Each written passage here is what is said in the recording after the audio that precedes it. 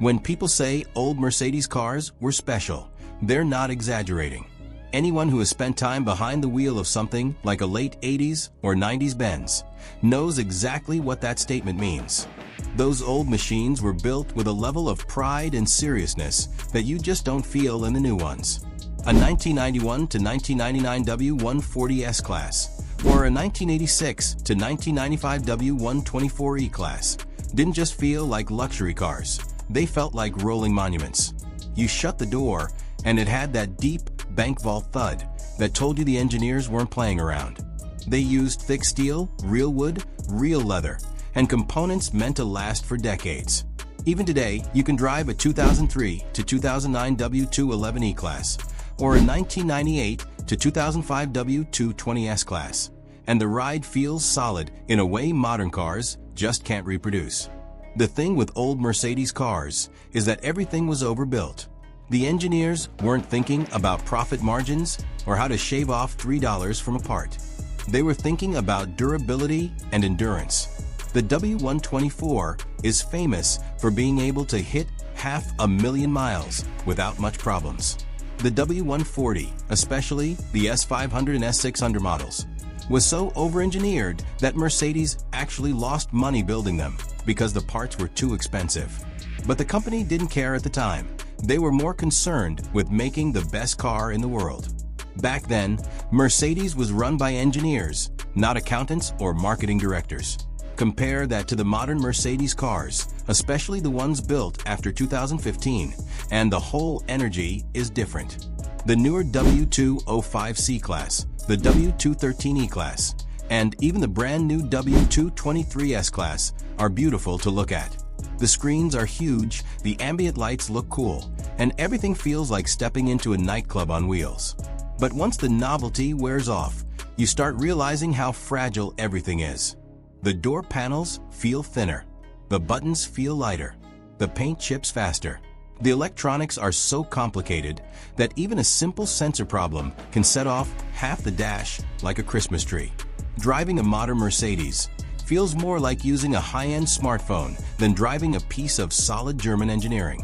Older Mercedes engines were built to handle real-life abuse. They were simple, thick, and tough. The M112 V6, the M113 V8, and the OM606 diesel were legendary because they barely cared what you did to them. Miss an oil change? They'd survive. Use cheap gas? They'd survive. Run them hard every day? They'd still survive.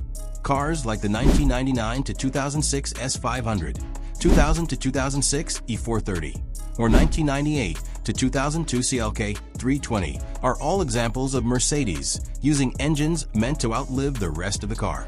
Modern Mercedes engines, like the 2.0-liter turbos used from 2015 onward, are the complete opposite.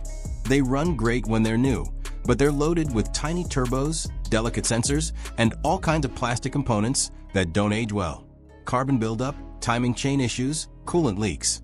These are all things you hear about regularly with the newer M274 and M260 engines. Nobody is hitting 500,000 miles with one of those unless they've replaced half the engine along the way.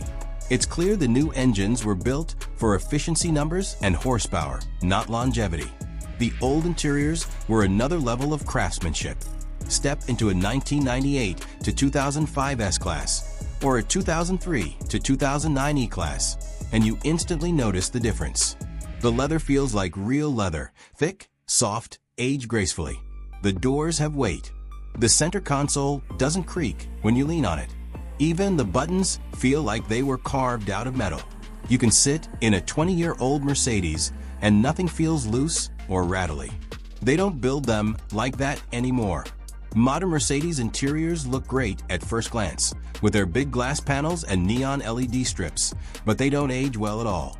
A 2019 to 2024 A-Class or CLA looks amazing when it's brand new, but fast forward a few years and the plastics fade, the buttons peel, and the screens randomly glitch.